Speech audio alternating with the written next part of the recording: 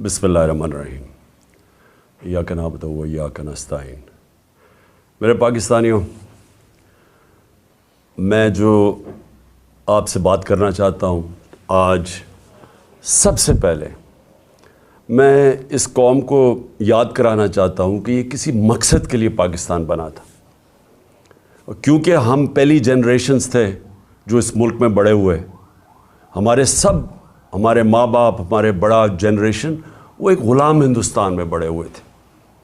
تو میں اس لیے یاد کرانا چاہتا ہوں کیونکہ جو آنے والی ہماری نسلیں ہیں ان کو پتہ ہونا چاہیے کہ یہ اتنی سٹرگل تھی، ایک ہمارے عظیم لیڈر قائد اعظم، انہوں نے اتنی جد و جہد کی، اتنی قربانیاں دیں، پتہ تھا کہ ان کی زیادہ دیر زندگی نہیں ہے، لیکن انہوں نے کیوں اس خواب کے پیچھے اپنی جان کی قربانی دی۔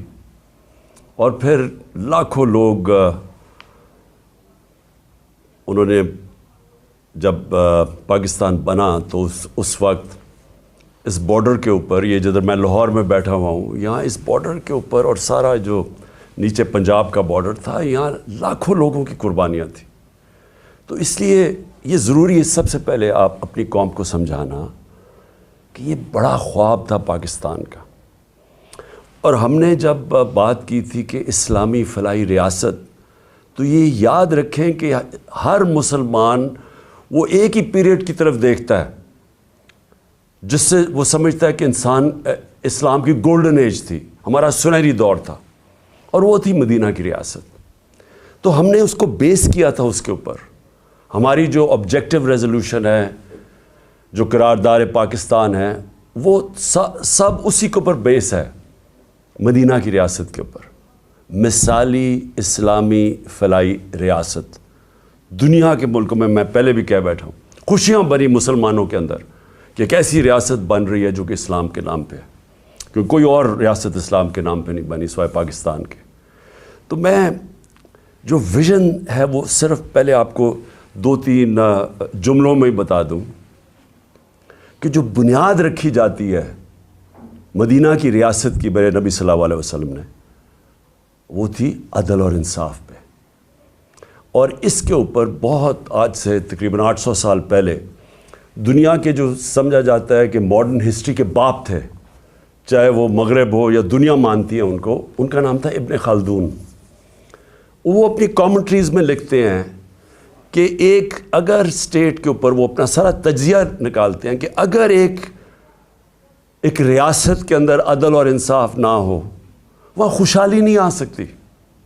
یہ آج سے 800 سال پہلے لکھتے ہیں کہ بنیادی چیز خوشحالی کے لیے، غربت کم کرنے کے لیے عدل اور انصاف ہے۔ اور وہ کیوں ہے، وہ تفصیل میں بیان کرتے ہیں کہ بزنس بھی، سرمایہ کار انویسٹ اس ریاست میں کرتے ہیں جہاں ان کو پتہ ہو کہ یہاں قانون مکمل طور پہ ان کی حفاظت کرے گا، کوئی طاقتور آ کے ان کی زمین پہ، ان کے کاروبار پہ قبضہ نہیں کرے گا، جو وہاں کا ٹیکس کا نظام ہوگا وہ منصفانہ ہوگا، ان کو کوئی یہ خوف نہیں ہوگا کہ آتے ساتھ ہی کوئی قبضہ گروپ ان کی جگہ پہ قبضہ کر لے گا، کیونکہ وہ انصاف ہوگا۔ جدھر انصاف ہے وہ قبضہ گروپ نہیں ہے، جدھر انصاف ہے وہ ظلم نہیں ہے، جدھر انصاف ہے وہ NRO نہیں ہے، وہ بڑے لوگ چوری نہیں کر کے معاف نہیں کروا سکتے، کیونکہ قانون کے سامنے سب ایک برابر ہے۔ تو یہ جب مدینہ کی ریاست کی بنیاد رکھی گئی عدل اور انصاف پہ، تو یہ یاد رکھیں کہ وہ اس وقت بڑے برے حالات تھے، خوشحالی بعد میں آئی، پہلے انصاف آیا۔ تو آج میں اس لیے اس کے اوپر بات کرنا چاہتا ہوں کہ ہم اس ویژن سے اتنا دور جا رہے ہیں کہ مجھے خوف آ رہا ہے کہ ہم بچیں گے بھی یا نہیں بحیثیت قوم۔ ایک انگریزی کی سٹیٹمنٹ ہے، نیشنز وداؤٹ اے ویژن ڈائی۔ قوم جو اپنے نظریے سے ہٹ جاتی ہے وہ مر جاتی ہے۔ تو یہ میں آپ کے لیے یہ باتیں اس لیے رکھ رہا ہوں کیونکہ جب سے یہ ایک سازش کے تحت اس ملک کے مجرموں کی حکومت ہمارے اوپر نافذ کی گئی، ذرا ملک کے حالات دیکھ لیں کہ کدھر سے کدھر پہنچ چکے ہیں۔ اور میں اس لیے یہ آپ کے لیے کہہ رہا ہوں کیونکہ اب جس طرف آپ جا رہے ہیں میں آخر میں ادھر آؤں گا کہ اگر ہم بحیثیت قوم، میں اپنی ساری قوم کو، پارٹی کو نہیں کہہ رہا، قوم کو کہہ رہا ہوں کہ اگر آج ہم نہیں جاگیں گے اور ہم جد و جہد نہیں کریں گے، ہم سب ذمہ دار ہوں گے جو جس طرف اب ہم جس رخ پہ نکل چکی ہے۔ سب سے پہلے معیشت آ جائے۔ دیکھیں معیشت جو ہے نا، اس کے اوپر بھی ایک بڑا ضروری ہے، میں جو شروع میں بات کی کہ ادھر بھی انصاف چاہیے ہوتا ہے، رول آف لا چاہیے ہوتا ہے، سرٹنٹی چاہیے ہوتی ہے لوگوں کو۔ یہ جب تک مجھے یہ اعتماد نہیں ہوگا کہ آج جو میں یہ فیکٹری بنا رہا ہوں، میں دکان بنا رہا ہوں، میں پیسے لگا رہا ہوں، اپنی محنت کے سرمایہ کاری کر رہا ہوں، جب تک مجھے یہ نہیں پتہ چلے گا کہ یہ آگے بھی یہی سسٹم رہے گا، جب تک مجھے یہ اعتماد نہیں ہوگا کہ یہ قانون نہیں ایک دم بدل جائے گا، یہ اب سسٹم چلے گا، تب تک میں پیسے نہیں لگاؤں گا۔ بلکہ وہ یہ چھوڑیں کہ میں ملک میں نہیں لگاؤں گا، باہر سے بھی نہ کوئی پیسے لے کے آئے گا ملک کے اندر سرمایہ کاری کرنے کے لیے، اور اندر سے بھی آپ کے ہمارے جو سرمایہ کار ہے وہ کسی اور ملک میں جا کے پیسے لگائیں گے۔ اب دبئی میں جا کے کبھی پوچھیں، پاکستانی بزنس مین وہاں کتنے کارخانے بھی چلا رہے ہیں، بزنس بھی چلا رہے ہیں، ان سے پوچھے تو صحیح کہ جب آپ کا ملک ہے آپ نے پاکستان میں کیوں نہیں پیسہ انویسٹ کیا، آپ کیوں دبئی میں جا کے پیسہ لگا رہے ہیں، اور ملیشیا میں بھی یہی ہے۔ تو وہ سب سے پہلی بات کہیں گے کہ یہاں ہمیں اعتماد ہے ان کے قانون کے اوپر، ہمیں یہاں رول آف لا نظر آتا ہے، اس لیے ہمیں اعتماد ہے کہ جو ہماری انویسٹمنٹ ہے، جو سرمایہ کاری ہے، ان کا قانون اس کی حفاظت کرے گا، اس لیے لوگ انویسٹ کرتے ہیں۔ اور ہماری جو سب سے بڑی طاقت ہے اوورسیز پاکستانی، جن 1 crore overseas Pakistani, 10 million overseas Pakistani ہیں، آپ یہ سمجھ جائیں کہ اگر ان میں سے، میں پھر سے ایک فگر دیتا ہوں، 20 لاکھ بھی 15 سے 20 لاکھ پاکستان میں سرمایہ کاری کرنی شروع کر دیں تو ہمیں کوئی کسی کے سامنے ہاتھ پھیلانے کی ضرورت نہیں پڑے گی۔ لیکن وہ کیوں نہیں آتے یہاں؟ کیونکہ ان کو اعتماد ہی نہیں ہمارے انصاف کے نظام میں، بلکہ جو آئے تھے ہمارے دور میں، جو آئے تھے وہ سوچ رہے ہیں ملک چھوڑ کے جانے کا۔ اور وہ کیوں میں صرف 3-4 موٹی، زیادہ میں نے اور چیزوں پہ بات کرنی ہے، تو میں صرف آپ کو معیشت کے اوپر صرف فگرز دے دوں۔ جس دن ووٹ آف نو کانفیڈنس ہمارے خلاف سازش کے تحت کیا گیا تو ڈالر پاکستان میں 178 روپے کا تھا، 178 روپے کا ڈالر تھا جب vote of no confidence assembly میں دائر کیا گیا۔ آج ابھی 9 مہینے ہوئے ہیں، آج پاکستان کے اندر ڈالر 100 روپیہ مہنگا ہو چکا ہے۔ صرف اب ایک ہفتے کے اندر 50 روپیہ ڈالر مہنگا ہوا ہے۔ ہمارے 3 سال 8 مہینے کے اندر 55 روپیہ ڈالر مہنگا ہوا، یہاں صرف ایک ہفتے کے اندر 50 روپے ڈالر مہنگا ہوا ہے۔ میں کیوں ڈالر کا آپ کو بتا رہا ہوں کہ اس کے بہت بڑے اب آگے جا کے اس کے اثرات پڑنے لگے ہیں عام لوگوں کے اوپر۔ آپ جو سن رہے ہیں، آپ سب کے اوپر اب اس کے اثرات آنے لگے ہیں کہ یہ آ چکے ہیں، مہنگائی آ چکی ہے۔ ابھی بھی جو مہنگائی ہے 50 سال میں پاکستان کی تاریخ میں سب سے زیادہ مہنگائی ہے۔ اس وقت جو عام انسان چیزیں خریدتا ہے، سب سے جو بنیادی چیز ہے وہ آٹا ہے، وہ 60 روپے کلو سے پہنچ گیا ہے 150 روپے پہ۔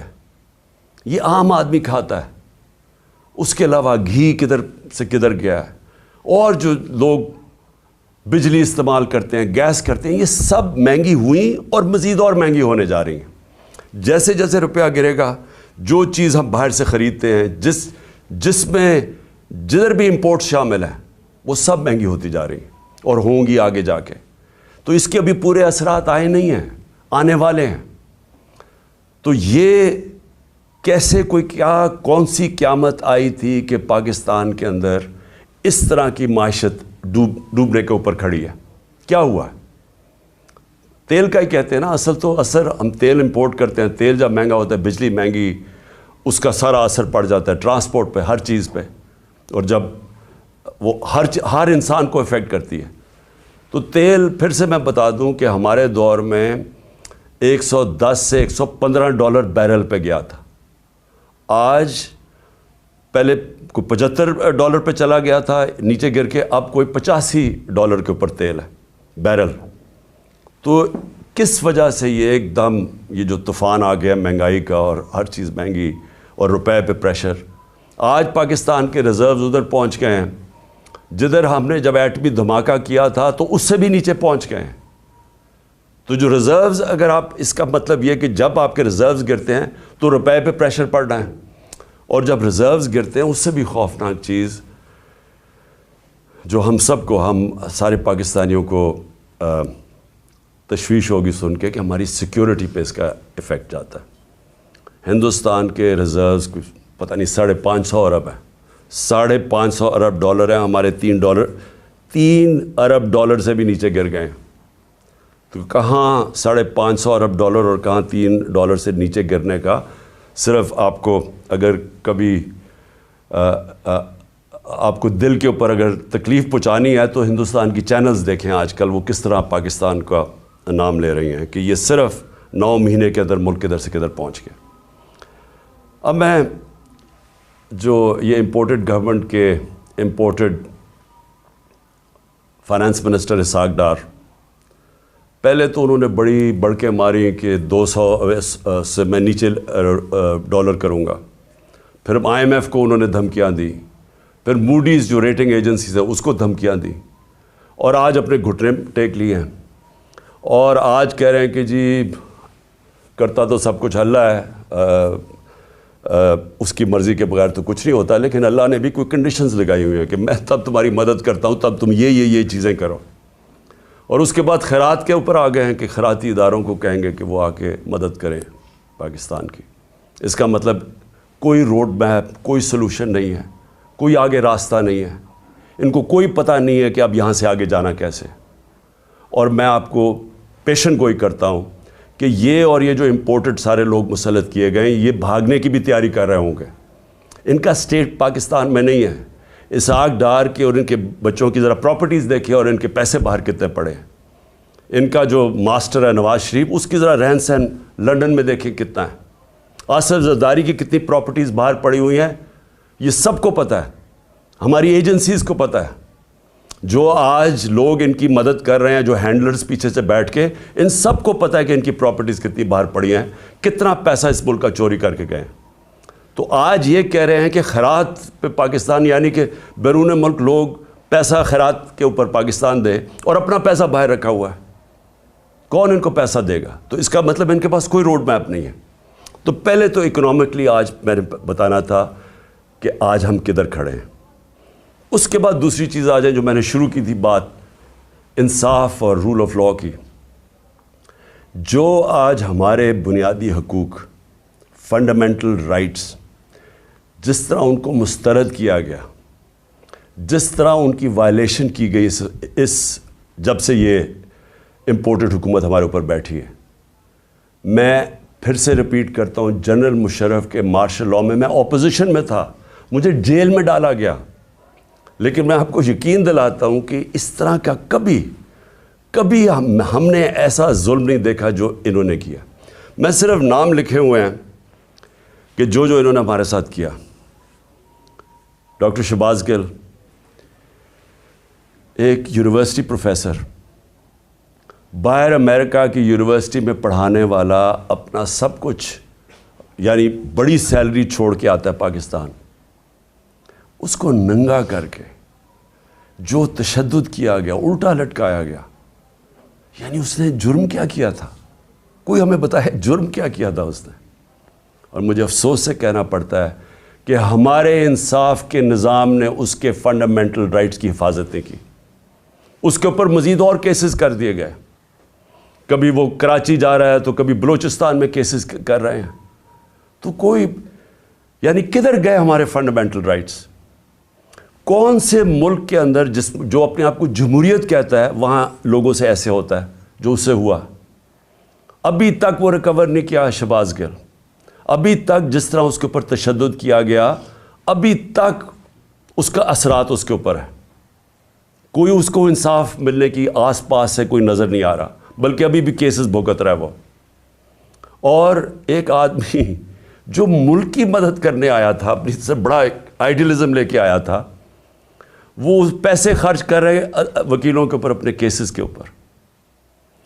میں اس کی اس لیے مثال دے رہا ہوں کیونکہ شاید ملک کے غدار ہوں, کوئی دہشت گرد ہوں, تو شاید ان کو تو ایسے ٹریٹ کرتے ہوں, لیکن ایک پولیٹیکل آدمی, ایک سٹیٹمنٹ کے اوپر اس کے اوپر یہ ظلم کیا گیا.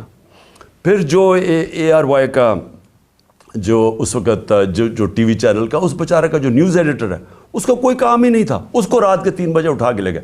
مجھے یہ ایک نہیں سمجھ آتی کہ رات کے 3 بجے کیوں اٹھانے آتے ہیں, کیوں یہ کیا ایک مہذب معاشرے میں ایک وارنٹ نکلتی ہے, آپ گھر پہ جا کے وارنٹ ڈیلیور کریں اور آپ اٹھا لیں ان کو. لیکن صبح کے 3 بجے جا کے سارے گھر میں اندر دروازے توڑ کے اندر گھس جاتے ہیں, وہاں جا کے ان کی عورتیں ہیں, بچے ہیں, ان کے سامنے یہ ظلم کر رہے ہیں. یہ جو اے آر وائی کے جو نیوز ایڈیٹر, ان کے بچوں کے اوپر ابھی تک اثر رہا ہے کہ جو انہوں نے اس طرح کیا. 25 مئی کو جو انہوں نے ہمارے ساتھ کیا, 25 مئی کو لوگوں کے گھروں میں گھسے, 3 بجے تک رات کے لوگوں کے گھروں میں گئے, وہاں اسی طرح دروازے توڑ کے گئے. ایک جو میجر صاحب تھے, ان کے گھر میں جب دروازہ توڑ کے گئے تو انہوں نے گولی چلائی. کسی کو کیا پتا کہ ڈاکو آ گیا, کون آ گیا رات کو, تو وہ بیچارہ سپاہی بیچارہ ایسے مارا گیا بیچ میں. ذمہ داری ان کی تھی جنہوں نے آرڈر کیا, اور اس کو اٹھا کے لے گئے, اور اس کو پھر اس کے اوپر تشدد کیا. اس کے بیٹا, اس کا کوئی قصور ہی نہیں تھا, وہ کہہ رہے ہیں میجر صاحب کہ میں نے گولی چلائی ہے. اس کے بیٹے کو لے گئے, اور اس جو بیٹے کے اوپر تشدد کیا, کتنے مہینے رکھ کے, کدھر گئے فنڈامنٹل رائٹس. اور اس کے بعد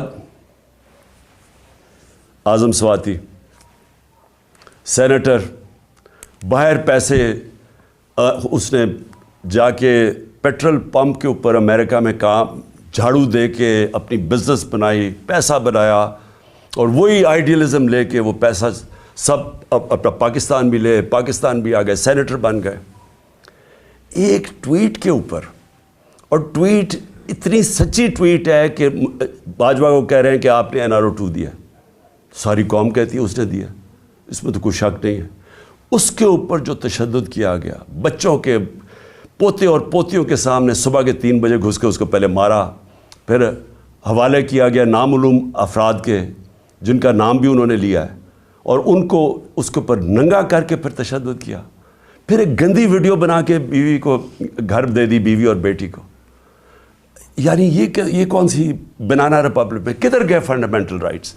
پھر آگے آ جائیں, فواد چودھری پھر صبح کے 3-4 بجے پہنچ گئے گھر, ادھر سے پھر اٹھایا, ہتھکڑیاں لگائیں, اوپر کپڑا, یعنی یہ کوئی دہشت گرد تھا کیا تھا. اس کو پھر پھرایا چاروں طرف, اور جو اس سے کیا, چھوٹی بیٹیاں وہ ٹراماٹائزڈ, بیٹیوں کے اوپر اثرات ابھی تک.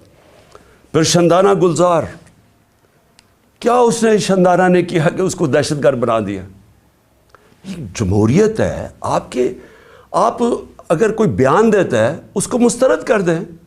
یہ کیسے ہو گیا کہ اس کے بیان کے اوپر اس کو دہشت گرد بنا دیا, اس کے اوپر کیس کر دیا دہشت گردی کا. پھر شیخ رشید کو پہلے, اور فواد چودھری کو ہائی کورٹ 4 دفعہ ہائی کورٹ نے آئی جی کو کہا کہ میرے سامنے فواد کو لے کے آؤ. آئی جی نے کوئی پرواہ نہیں کی, کہیں اور سے آرڈر مل رہے تھے, کوئی فکر نہیں کی انہوں نے. اور پھر شیخ رشید بیل دے دیتی ہے عدالت, اسلام آباد ہائی کورٹ, اور کیسز ڈال کے اس کے اوپر کیسز پہ کیسز بنائی جا رہے ہیں, اور اس کو رکھا ہوا ہے. ایک کتنی دفعہ شیخ رشید منسٹر بن چکے ہیں, عمر ان کی 75 سال ہے, رات کو ہتھکڑیاں باندھ کے ان کو کمرے میں رکھا ہے, ان کے اوپر کپڑا ڈالا رکھا ہے. یعنی یہ میں اپنے انصاف کے نظام کو آج پوچھ رہا ہوں, کدھر گئے ہمارے فنڈامنٹل رائٹس. اور پھر میں گنانا چاہتا ہوں, عمران ریاض کو اٹھایا. ہر وہ آدمی جو رجیم چینج کے جو صحافی خلاف ہے, ہر اس آدمی کو سنگل آؤٹ کیا انہوں نے، ہر اس آدمی کے اوپر، جس طرح عمران ریاض کو یہ دوسری دفعہ اٹھا کے لے کے گئے تھے، ارشد شریف کی جو سارے اس ملک کے لیے جو سب سے دردناک کہانی ہے صحافیوں کی تاریخ میں، جو اس سے کیا گیا، ملک سے باہر پر قتل کیا گیا، اس کو شہید کیا گیا، ایاز امیر، سمیع ابراہیم، غلام حسین، جو لوگ رجیم چینج کے خلاف لکھتے تھے، تنقید کرتے تھے، ان ساروں کو باری باری کہیں نہ کہیں ان کو ڈرایا، دھمکایا، اٹھایا گیا۔ سوشل میڈیا کے ہمارے لڑکے، انہوں نے مجھے ایسی کہانیاں سنائی ہیں جو ہمارے نہیں بھی تھے، انہوں نے لوگوں نے آ کے بتایا ہے، جو ویسی سوشل میڈیا پہ جو تنقید کر رہے تھے، ان کو راتوں کو اٹھایا، ان کو بھی لے کے گئے، کہیں ان کو ننگا کیا، وہی ایک سٹینڈرڈ چیز تھی۔ خالد گجر ہمارے ایم این اے کے کینڈیڈیٹ ہیں، ان کے بھائی شبیر گجر ایم پی اے رہ چکے ہیں، کل رات ان کے اوپر پولیس پہنچ کے ان کے گاؤں کے اوپر سراؤنڈ کر دیا، گاڑیاں توڑی وہاں۔ فروخ حبیب، اس کے اوپر ڈکیتی کا کیس ڈال دیا۔ میرے اوپر اب میں اپنے 60 ایف آئی آر ہے میرے اوپر، اور جو سب سے حیران کن چیز یہ ہے کہ اگر میں ایکس پرائم منسٹر ہوں، اپنی ایف آئی آر نہیں کٹوا سکا، اور اس کے بعد جو جے آئی ٹی بنی تھی، جو چیزیں نکال رہی تھی، جس میں واضح ہو گیا کہ اور وہ لوگ شامل تھے جن کو میں نے 3 نام جو نامزد کیے تھے کہ جو ایف آئی آر میں، وہ واضح ہو گیا کہ وہ اس کے پیچھے ہیں۔ نہ وہ، پھر سے میں کہتا ہوں کہ جو ڈی پی او گجرات، نہ وہ اپنا فون دینے کے لیے تیار تھا، اس کو بھی کہیں سے حکم آ رہا تھا، نہ سی ٹی ڈی کے اندر وہ جو ایس پی تھا، نہ وہ تیار تھا اپنا فون، جس میں اس نے وہ جو دوسری ویڈیو بنائی تھی، وہ جو شوٹر تھا نوید یا ندیم، نہ انہوں نے دیا، نہ انہوں نے کوآپریٹ کیا۔ لیکن جو رپورٹ درج کروائی گئی عدالت نے، جے آئی ٹی نے عدالت میں جو رپورٹ درج کروائی، اس کے اندر یہ چیز واضح ہو گئی کہ 3 شوٹر تھے، ایک نہیں تھا، تو دینی انتہا پسند کا سارا ختم ہو گیا کیس۔ لیکن جو سی ٹی ڈی کے اندر جب اس کو نوید کو اٹھا کے سی ٹی ڈی لے کے گئی، تو وہاں 5 نامعلوم افراد تھے۔ کیا کام تھا ان کو سی ٹی ڈی میں؟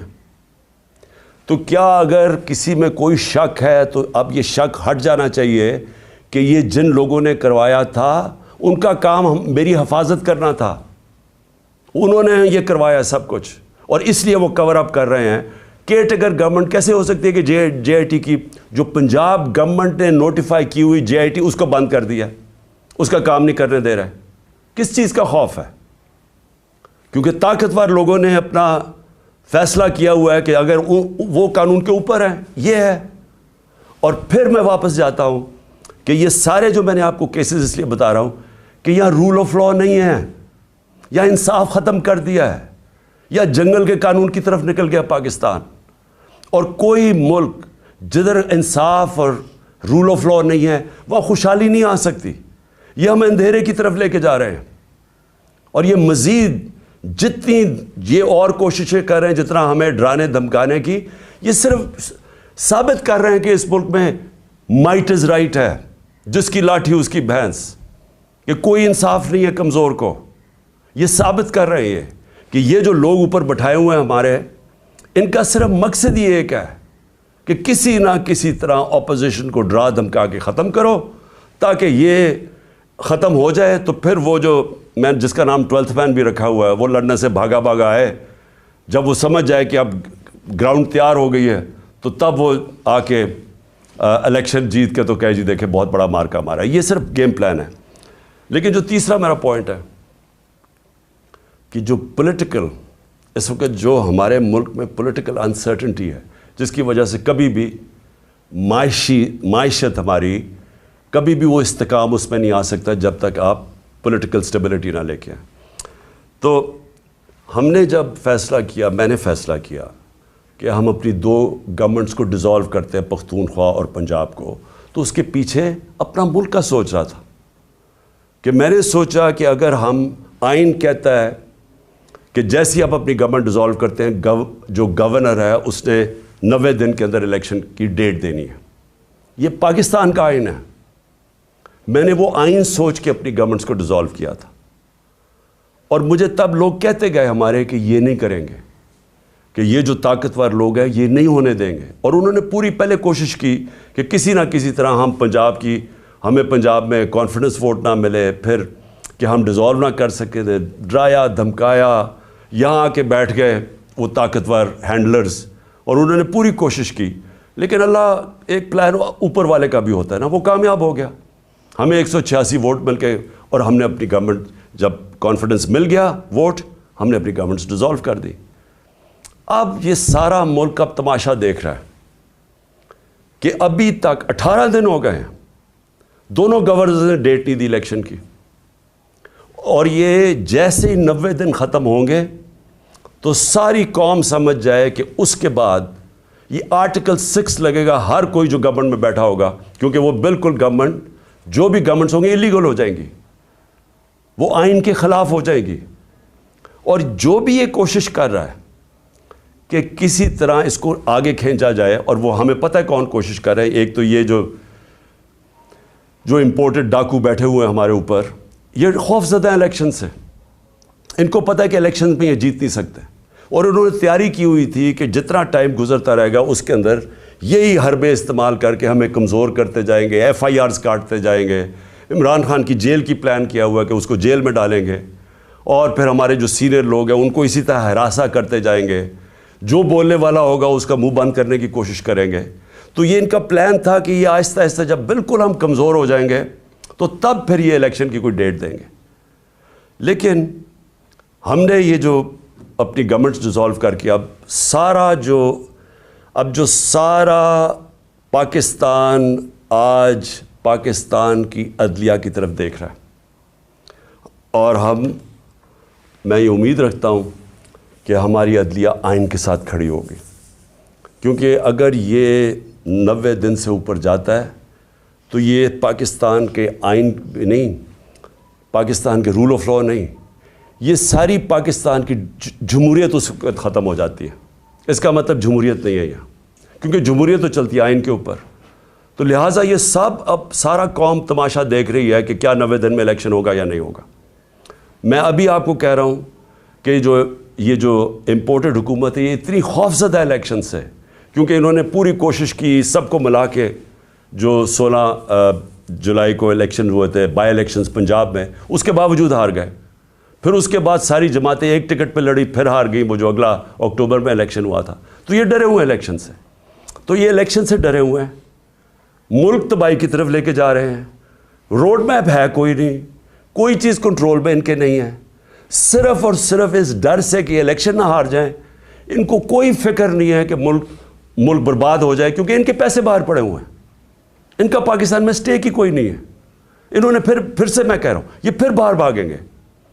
لیکن اس جو ملک میں رہنے والے لوگ ہیں ان سب کو تو سوچنا چاہیے نا کہ ہم کدھر جا رہے ہیں, اور ان کو فکر کرنی چاہیے, ہم سب کو فکر کرنی چاہیے کہ اگر یہ ملک نہیں ہے تو ہم نہیں ہیں.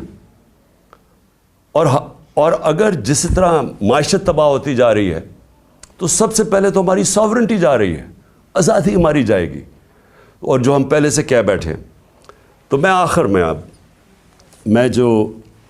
میں ختم کرنے سے پہلے میں یہ جو دہشت گردی ہوئی, دہشت گردی کو بھی پوری کوشش کی گئی کہ کسی نہ کسی طرح اس سے سیاسی فائدہ اٹھایا جائے. میں یہ شہباز شریف کے سامنے رکھنا چاہتا ہوں, کیونکہ شہباز شریف کو کوئی یا تو یاداشت ختم ہو گئی ہے یا پریشر میں آ کے ان کو چیزیں نہیں یاد. تو انہوں نے کہا جی کے پی نے پیسہ نہیں خرچ کیا یا کچھ نہیں کیا یا کے پی ذمہ دار ہے. میں صرف آپ کو بتانا چاہتا ہوں کہ پختونخوا میں 2013 میں جب ہماری حکومت آئی تھی تو تقریباً 700 پولیس والوں نے شہادتیں دے چکے تھے. پولیس ڈیمورلائز تھی, پولیس کے حالات برے تھے اس وقت, کیونکہ پولیس اپنے آپ کو ڈیفینڈ کر رہی تھی, لوگوں کو کیسے ڈیفینڈ کرتی. اور سب سے زیادہ جو قربانی دیں وہ پختونخوا اور اب جو قبائلی علاقہ اس کا حصہ بن گیا ہے, قبائلی علاقے کے لوگوں میں سب سے زیادہ قربانی, اور اس کے بعد پختونخوا کے لوگوں نے سب سے زیادہ وار آن ٹیرر میں قربانی دی تھی. اس لیے کل وہ اتنی تعداد میں نکلے ہیں امن مارچ میں, کیونکہ ان خوف ہے کہ پھر سے آپریشن شروع ہوا تو پھر جس وقت آپریشن ہوگا تو اس میں بے قصور شہری مارے جاتے ہیں جس طرح پہلے وہ مارے گئے تھے. تو اس لیے ان کو خوف آ رہا ہے کہ کسی طرح یہ امن ہو وہاں, یہ پھر سے آپریشنز نہ شروع ہو جائیں. لیکن جب شہباز شریف نے کہا نا کہ ہم نے کوئی توجہ نہیں دی, تو میں ذرا صرف آپ کو فگرز بتانا چاہتا ہوں. 9 سال, اور مجھے اس چیز کا فخر ہے کہ ہم جب 2013 کے اوپر آئے تو صرف آپ گراف دیکھ لیں دہشت گردی کا, اس سے پہلے دیکھ لیں اور اس کے بعد سارا دہشت گردی نیچے آئی, اور وہ نیچے آئی میں بتاؤں گا کیوں آئی. اور ہم جب فیڈرل گورنمنٹ میں تھے تو کیوں نہیں اس طرح کی دہشت گردی تھی تب. ہم ذمہ داری تب لیتے ہیں جب ہم گورنمنٹ میں بیٹھے ہوئے تھے. جب گورنمنٹ سے 9 مہینے نکل چکے ہیں, ذمہ داری آپ کی ہے, نااہلی آپ کی ہے. پختونخوا نے 9 سالوں میں 2013 کے بعد 600 ارب روپیہ خرچ کیا سیکیورٹی کے اوپر. اس سے پہلے ٹریننگ کا ایک پولیس کا سکول تھا, 4 سکول بنائے ہمارے ہوتے ہوئے, 4 نئے سکول بنائے گئے پولیس کے ہمارے دور میں 9 سالوں میں. اس سے سب سے امپورٹنٹ چیز کہ ایلیٹ ٹریننگ سکول بنایا نوشہرہ میں کہ ایلیٹ پولیس اس کی ٹریننگ کی جائے. اسپیشل کامبیٹ فورس بنائی گئی جس کا صرف مقصد تھا کہ دہشت گردی کے لیے ان کو ٹرین کیا جائے. اس کی وجہ سے دہشت گردی نیچے آئی. پھر شہباز شریف نے کوئی کہا کہ جی فورینزک ڈی این اے کی لیبارٹری نہیں بنی. 2017 میں خیبر میڈیکل کالج میں ڈی این اے کی لیبارٹری بنائی گئی. تو میں یہ جو جھوٹ بولے گئے وہ ختم کرنا چاہتا ہوں. پھر اس نے کہا کہ فاٹا کا جو بجٹ ہے اس میں سارے صوبے کنٹریبیوٹ کر رہے تھے. جب فاٹا کا مرجر ہوا تو سب نے فیصلہ کیا کہ ہاں ہم پیسے دیں گے تاکہ فاٹا جب حصہ بنا پختونخوا کا تو اس کو آرام سے ابزارب کرنے کے لیے یہ فیصلہ ہوا تھا. میں آپ کو صرف 2 صوبوں نے پیسے دیے تھے. وہ جو کمٹمنٹ کی تھی کہ 4 صوبے اپنے NFC ایوارڈ سے پیسے دیں گے, صرف 2 صوبوں نے دی. پختونخوا نے خود دیے اور دوسرا پنجاب نے دیا. باقی 2 صوبوں سے پیسہ نہیں آیا وہاں. اور جب ہمارے دور میں ہم نے 55 ارب روپیہ ہر سال ہم نے ایلوکیٹ کیا تھا فاٹا کے لیے تاکہ وہاں ڈیولپمنٹ ہو اور وہ مرج کر جائے آرام سے. جب سے پی ڈی ایم آئی ہے 55 ارب سے صرف 5 ارب روپیہ دیا گیا ہے پختونخوا کی حکومت میں. تو میں یہ صرف کریکٹ کرنا چاہتا تھا کہ یہ ذرا جھوٹ بولے گئے تھے. آخر میں جی دیکھیں, میں یہ آخر میں بات کرنا چاہتا ہوں کہ پلان تو ان کا بہت واضح ہے.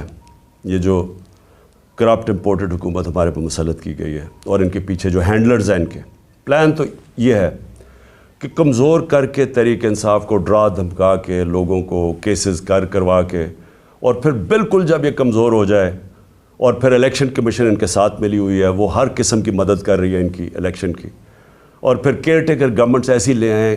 میں پھر سے ریپیٹ کرتا ہوں کہ اس ملک کی تاریخ میں کیئر ٹیکر گورنمنٹ کا ایسا مذاق نہیں اڑا جو یہ اب اڑا ہے.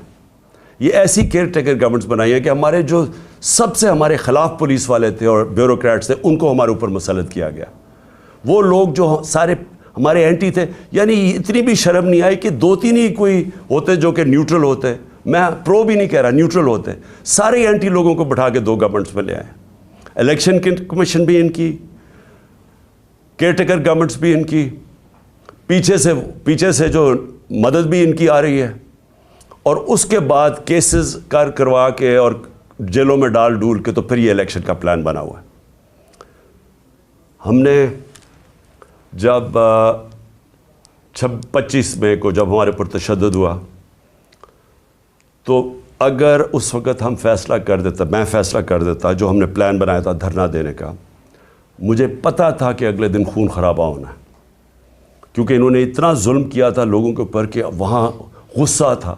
ہم سارے ہمارے ورکرز میں سب میں غصہ تھا, اور مجھے پورا یقین تھا کہ اگلے دن کلیش ہونا ہے اور خون خرابہ ہونا اور انتشار پھیلنا ہے. میں نے وہ کال آف کر دی, جو لانگ مارچ تھی 25 کی صبح کو کال آف کر دی, 26 کی صبح کو. پھر 26 نومبر کو جب لاکھوں لوگ اس پنڈی پہ پہنچے اور ہم نے فیصلہ کیا ہوا تھا کہ ہم ادھر سے پھر اسلام آباد جائیں گے, پھر جب میں نے دیکھا کہ جتنی تعداد لوگوں کی تھی اگر وہ اسلام آباد چلتے تو وہاں پھر کلیشز ہونے تھے، انتشار ہونا تھا، اور پھر ہمیں خوف تھا کہ کلیشز ہونے تھے اور اس کی وجہ سے ملک میں انتشار پھیلا۔ وہ پھر کال آف کر دی اور فیصلہ کیا اپنی گورنمنٹس گرانے کا۔ اب ہمارے پاس دو راستے ہیں، جو یہ کر رہے ہیں ملک گیر، ہم سٹرائکس، پہیا جام، ڈیمونسٹریشنز، یہ راستہ ہے، یہ بھی ویسے جمہوریت کا راستہ ہے، لیکن معیشت کا اتنا برا حال ہے کہ اگر ہم اس راستے پہ نکل گئے تو مزید اور نیچے جائے گا۔ اس لیے میں آج اپنے سارے ورکرز کو، پاکستانی قوم کو، آج سب کو کہتا ہوں کہ تیاری کر لیں۔ ہم نے جیل بھرو تحریک کرنی ہے۔ انہوں نے ہمارے اوپر اب اسی طرح کا تشدد کیا، ساری میں اپنے نوجوانوں کو، قوم کو، لوگوں کو تیار کر رہا ہوں کہ اگر یہ سمجھ رہے ہیں کہ اس طرح کا تشدد کرتے رہیں گے اور چپ کر کے بیٹھے رہیں گے تو ہم بہتر یہ ہے کہ بجائے ہم توڑ پھوڑ کریں اور سڑکوں پہ نکلیں، جو ہماری پارٹی تیار ہوئی ہے اس وقت، ہم سارے تیاری کریں جیل بھرو تحریک کی، اور ہم انشاءاللہ پاکستان کے سارے جیلوں بھر دیں گے تاکہ ان کا شوق پورا ہو جیلوں کا، کہ اگر یہ سمجھ رہے ہیں کہ ہمیں اس سے خوف زدہ کر دیں گے اور ہم کسی طرح چپ کر کے پیچھے ہٹ جائیں گے اور اجازت دے دیں گے ان چوروں کو پھر سے اپنے اوپر مسلط کرنے کے لیے، تو یہ ہم ان کا شوق پورا کر دیتے ہیں۔ تو ساری پارٹی کو اور میں اپنی قوم کو آج کہنا چاہتا ہوں کہ وقت آ گیا ہے، ہم تیاری کریں۔ میں کال دوں گا، آپ سب تیاری کریں جیل بھرو تحریک کی، اور جیسے میں آپ کو سگنل کروں گا تو سارے ہمارے لوگ نکلیں گے اور ہم اپنی جا کے گرفتاریاں دیں گے، تاکہ ایک ہی دفعہ ان کو پتہ چل جائے کہ قوم کھڑی کدھر ہے۔ ہمیں پتہ ہے جیلوں میں کتنی کیپیسٹی ہے، اور مجھے پتہ ہے کہ قوم کتنی تیار ہے نکلنے کے لیے، تو ان کا بھی شوق پورا ہو جائے گا کہ دیکھ لیں گے کہ قوم کھڑی کدھر ہے۔ اس لیے میں آج ساروں کو تیار کر رہا ہوں اور میرے آپ نے سگنل کی انتظار کرنی ہے۔ پاکستان پائندہ باد۔